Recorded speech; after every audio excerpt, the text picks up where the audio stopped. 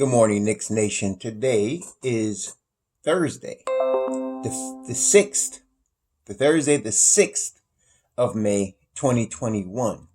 I hope you're all COVID-free, disease-free, and healthy, you and your family, and that all your needs are being taken care of today.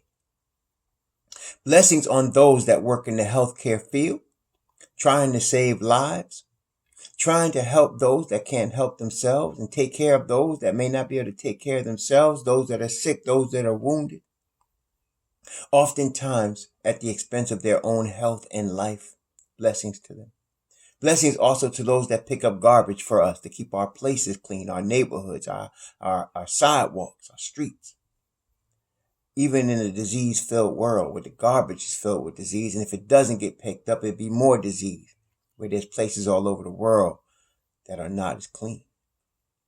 Blessings on those that make deliveries for us. Unsung heroes that ride bicycles, bicycles, motorcycles, scooters, cars, their own cars, vans, 18-wheelers, to bring goods and services to us that we take for granted. Double blessings on those that are out here trying to deliver men, women, boys, and girls from the clutches of sex slave operations like they did in Houston, Texas, just a couple of days ago.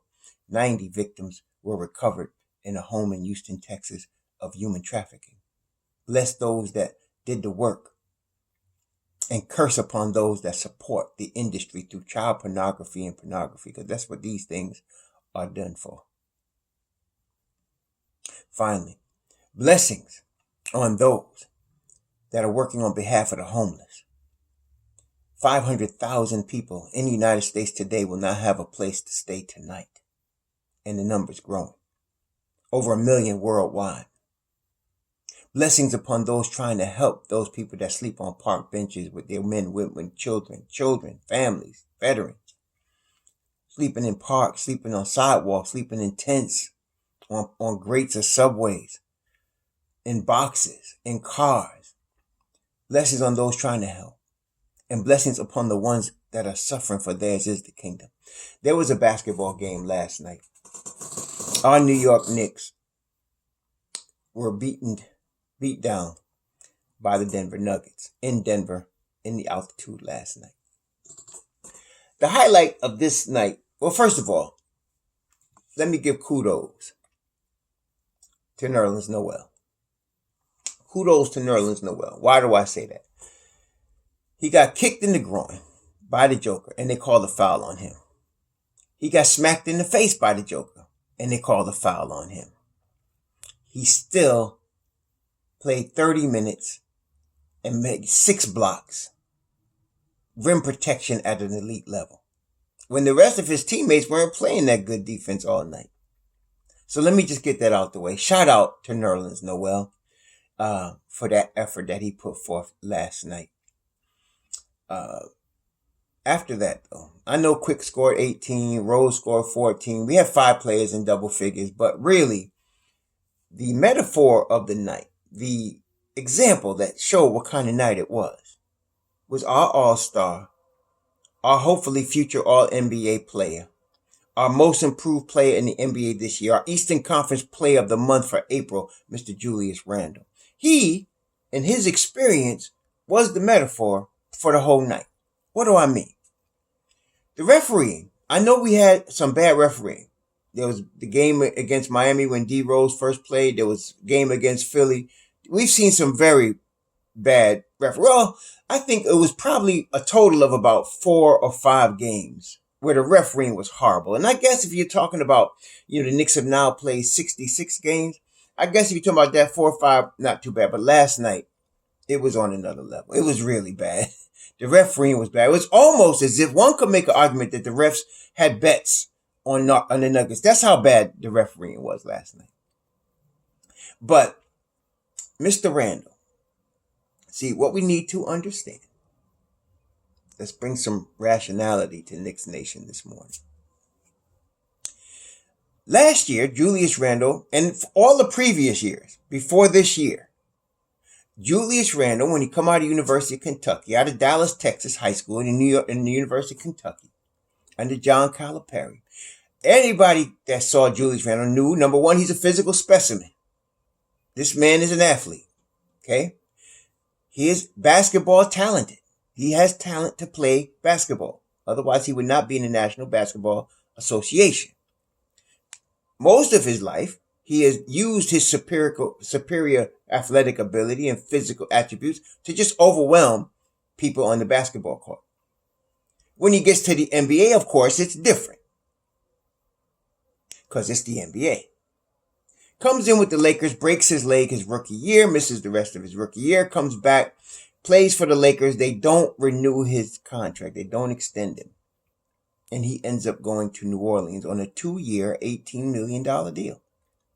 There, he shows the athleticism that he's always had. He shows the talent he's always had. But then, because he's in the NBA, and in the NBA, all of your flaws are magnified because you're playing against the best basketball players on planet Earth. His lack of a jump shot, his penchant for turnovers, his lack of effort on the defensive end were evident when he was in New Orleans and in Los Angeles. He showed flashes of what he is now. Flashes of it. So that you knew he had the ability to become what he is now. But as a lot of NBA players, and there's an endless list of them, you didn't realize if he had the will to fulfill that potential. This was particularly true after Scott Perry and Steve Mills went out to California and signed him to a 3-year, $63 million deal in which only the first year was guaranteed. The next 2 were team options. Smart move. As it turns back, if we look back now, brilliant move, right? And then his first year with the Knicks, he proceeded to continue what we had seen in New Orleans. High turnovers, lack of effort on the defensive end, inconsistent shot, okay, forcing bad shots. He continued to do that. So that not just myself, but many other people were calling for him to be traded. And in fact, the Knicks put the feeler out there because a year ago, they put out through Ian Begley, a year ago, it's about an anniversary now, that they were looking for a stretch 4. I don't know if you remember that. But a year ago, there was an article, Ian Begley put it out. There were other people, the Knicks were in the market for a stretch 4. That was telling Julius Randle, we don't want you no more. Because Julius Randle, if you look back a year ago, there was no way you would say he's a stretch 4. Over the course of the summer, Julius went back into his lab and put in work that he had never put in on that level. The Knicks hire Tom Thibodeau. Always been one of my favorite coaches in the NBA. I admit, I am partial to great defensive coaches. And I have followed Tom Thibodeau's career from when he left the Knicks. I didn't really pay attention to him when he was on the Knicks. I didn't really know him. I was focusing on Jeff Van Gundy at that time. I didn't really care about his assistants. But then when he went to the Celtics, and he was the guy that set up the architect of that defense that won the 2008 championship, I started paying attention to him. And then he went to Chicago, and we know what happened. So I've always been partial to great defensive coaches. That's just me. And that's just not basketball. Football too. Whenever I have not watched a lot of football in the last 20 years, but I've always been partial to great defensive coordinators because defensive coordinators, I feel, always put a team in a position to win, right? And I feel the same way about basketball. But they bring in Tom Thibodeau, a defensive guru, and a maniac when it comes to making sure his players are in shape and running his players heavy minutes, especially his rotation. Julius Randle. I was calling for him to be traded. I was putting out several trade scenarios. And again, I wasn't the only one. Because there's no way I saw him as the stretch 4 we were looking for. But Julius Randle, this year, at age 26, right before his prime, started to realize between his own his own determination within his lab in the summer and his connection with Tom Thibodeau, and then the Knicks hire Kenny Payne and Mike Woodson, and together they create a monster. A man at 6'9", 250 pounds that can shoot 40% from three, that can destroy anyone one-on-one on the wing, that can rebound and get you 10 rebounds a game, and that hustles on defense and passes out of double teams. That's what Julius Randle has become. He always had the talent. It was always there. But very few NBA players, so you have to understand, you and I, for the most part, we don't know what it's like. I've been around some NBA players.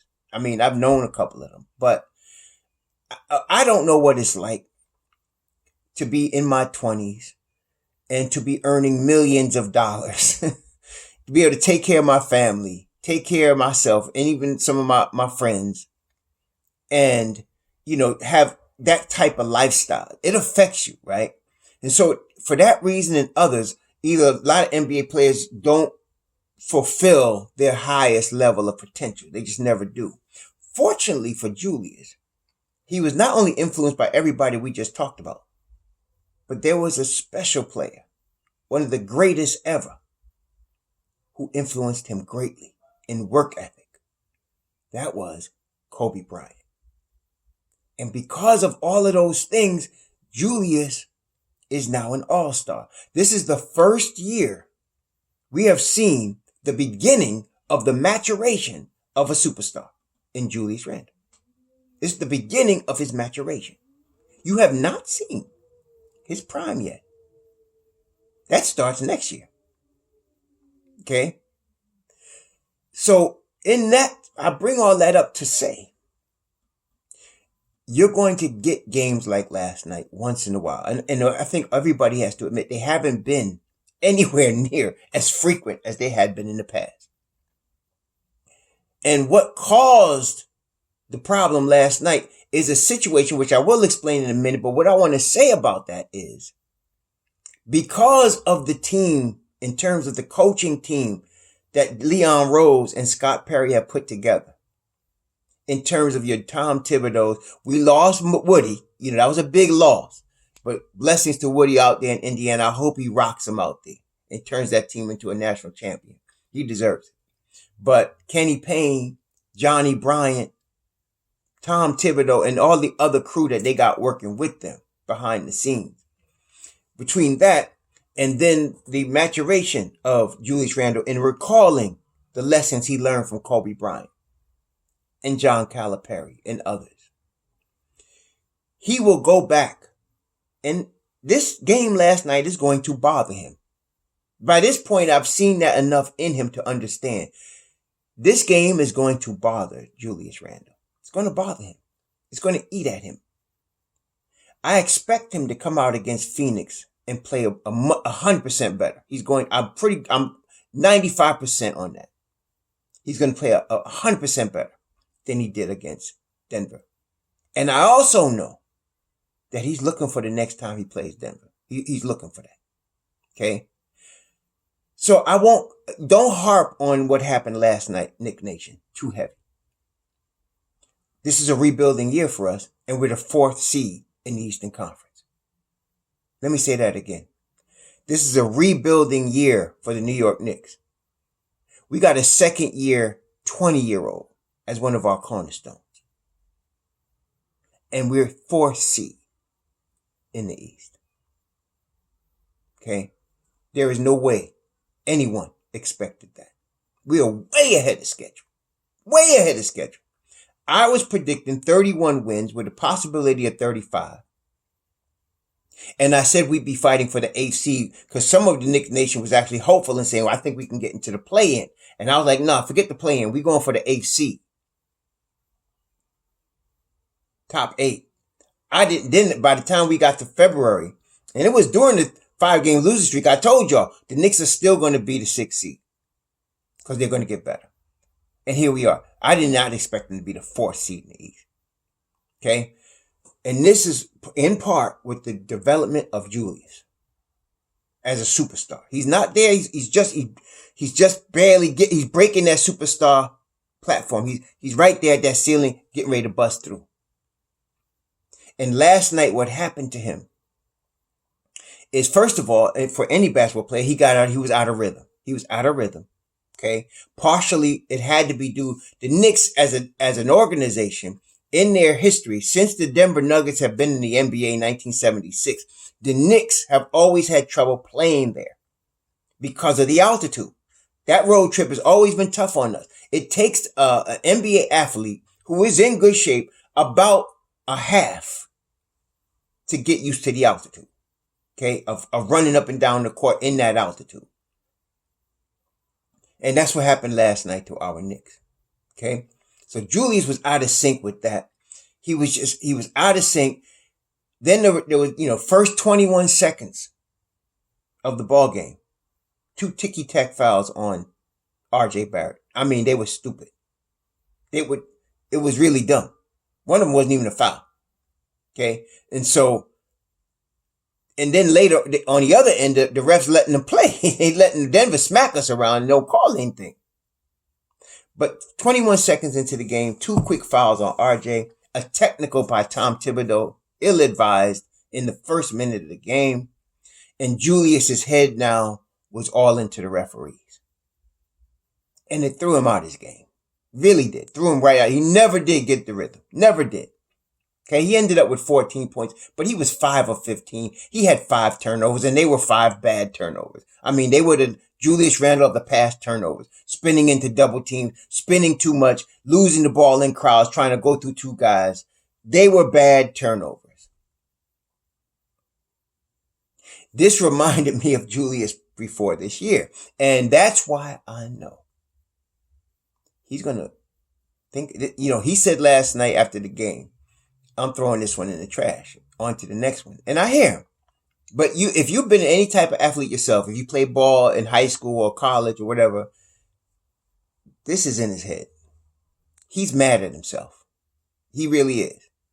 He understands how he let the refs get in his head, rent space there during the course of a game, and take him out of his game. Completely. Okay? And I believe he's determined not to let that happen going forward. Because once that happens, everything that's bad about Julius Randle comes out. He's forcing bad shots. He's making turnovers. He's making bad decisions. Once his head is messed up. And last night, it wasn't the Denver Nuggets player that got in his head. It was the referees. And as you have noticed over the last week, he's been arguing a little bit too much with the refs anyway. You need to cut that out. Okay, he really needs to cut that out. And he admitted it earlier this year. So I know this is bothering him. This is bothering him. And in that regard, this is a good thing. This loss was a good thing in that regard for a couple of reasons. Number one, the Knicks had built enough cushion so that in the worst case scenario last night where they lose and Atlanta wins and Boston wins, we're still in the 4th seed. Okay, we got a half game. It's a small, but it got a half game lead over Atlanta for the 4th seed. Okay. And I think still a game and a half or 2 games over Boston, who's the 6th seed. So the winning that we have done up to now, this is where it comes in. This is for this road trip where it comes in. And this is why we wanted it like that, because we got cushion. So that's the first thing. That's what that was all right about it. Second thing is we got Phoenix Friday. We lost a very close game to Phoenix at the Garden last week. We lost that game on 2 Chris Paul miracles. Okay? The Phoenix Suns are coming off a loss where they got spanked last night by Atlanta by 32. Now, we lost our game by 16 points. And it wasn't that close, but the Knicks were fighting. The Suns got stomped. Trae Young and them just doo-dooed on them. 32 points they lost by. So they're going to be looking for redemption Friday. And we're going to be looking for revenge, not only for the last game we lost against them, but Julius is going to be coming after this debacle that just happened last night. He's going to be focused. He's going to be looking to pass out of the double teams. He's going to be sharp. He's going to be energetic on defense. Last night, his defense was It was the worst defense I've seen Julius Randle play this entire season. There were too many times where he was just looking. He wasn't running. He was reaching. It wasn't just him, but he's the leader. So it comes out like that. Everything was wrong last night. Played Elfrid Payton too many minutes. You're going to get good minutes out of him for 15 minutes, 12 minutes, whatever. But then you're asking for trouble if you keep him in past the time appointed. For him right now, the time appointed is he plays the first 8 minutes of the game. He comes out. He doesn't come back into the second half. He starts the first 8 minutes of the second half. He comes out. Thibodeau kept him in a little too long, and all of a sudden, problems. He had 4 turnovers last night. Okay, and he waited too long to put D Rose and IQ in that game. Okay, but again, it was one of those games. Thibodeau was off his game. To get a technical in the first minute of the game, I love Tom Thibodeau. I just told y'all that, but he threw his team. He put his own team in jeopardy right there, and I think he knows that. Okay, so now I think the Knicks are going to be completely focused on coming out and playing Knick basketball. Now, what I mean by that is taking the right shots, making the ball move, playing Tom Thibodeau, tough as nails defense, rebounding. Now, the worst thing about the game last night, even the defense was bad, but the worst thing, the Denver Nuggets had 18 offensive rebounds. The Knicks had 6. That was it. Okay, 18. That's 50-50 balls you got to get. And because we were a step slow, again, it might have been the altitude or whatever, they weren't getting them. And it's not about, a lot of people think it's because the Joker is so big. It's not that. Offensive rebounds are about hustle, y'all. That's about hustle. That's about wanting it. The only one that showed up that wanted it last night was Nerlens Noel and Taj Gibson. I got to give him props too. Those are the only 2 guys that wanted it last night. I mean, those are the 2 guys that were out there. Taj Gibson, we down 24. He diving for the loose ball, man. Okay, come on. Okay, you got to want it. And we didn't want it last night. So offensive rebounds have got to come back on Friday. Okay, that's a hustle thing. We need better perimeter defense Friday. Against these 2 guys are rough. I'm expecting Reggie Bullock to be ready to play. I'm expecting Alec Burke to be ready to play. Okay, he got 2 games, get the rust off. It's time to show up, son. Okay, so the Denver game, that's done. Learning experience. This is the maturation of Julius. He had one of those. Okay, and guess what? Let me tell you something right now. You're gonna see one in the playoffs too. Because this is his first year in the playoffs. Okay, so this is his maturation. But after this season, man, I'm excited about what next season looks like with this guy, Julius. Because now we don't need to go get a superstar. We got one. We want to get maybe one more unless RJ develops into one. But we're right there now. We're right there on the cusp. We that one piece away. After this year, you're going to see we that one piece away from looking at that chip again. Okay.